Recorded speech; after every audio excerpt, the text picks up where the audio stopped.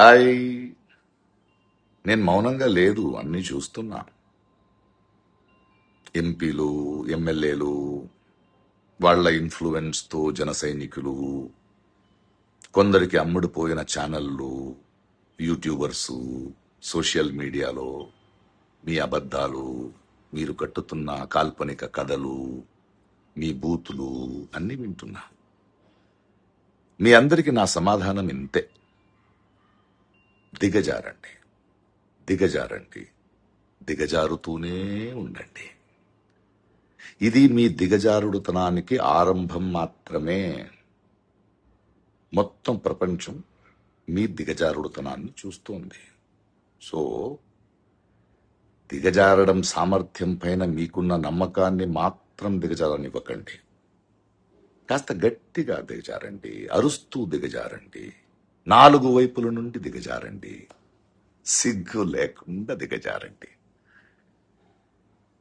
దిగజారడంలో మీకు మీరే సాటి అనే గర్వంతో దిగజారండి. మీరెంత అరిచినా, ఎన్ని కథలు చెప్పినా అలాంటి ప్రశ్నించే గొంతుని ఆపలేరు.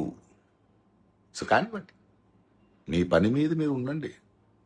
దిగజారండి, దిగజారండి, దిగజారుతూనే ఉండండి. Just asking.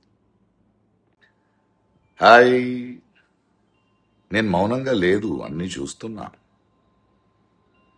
ఎంపీలు, ఎమ్మెల్యేలు, వాళ్ళ ఇన్ఫ్లుయెన్స్తో జన సైనికులు, కొందరికి అమ్ముడుపోయిన ఛానళ్ళు, యూట్యూబర్సు, సోషల్ మీడియాలో మీ అబద్ధాలు, మీరు కట్టుతున్న కాల్పనిక కథలు, మీ బూతులు అన్నీ వింటున్నా.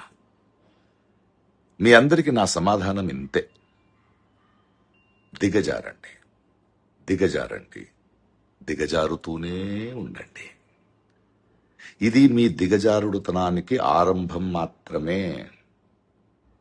మొత్తం ప్రపంచం మీ దిగజారుడుతనాన్ని చూస్తోంది. సో దిగజారడం సామర్థ్యం పైన మీకున్న నమ్మకాన్ని మాత్రం దిగజారనివ్వకండి. కాస్త గట్టిగా దిగజారండి, అరుస్తూ దిగజారండి, 4 వైపుల నుండి దిగజారండి, సిగ్గు లేకుండా దిగజారండి. దిగజారడంలో మీకు మీరే సాటి అనే గర్వంతో దిగజారండి.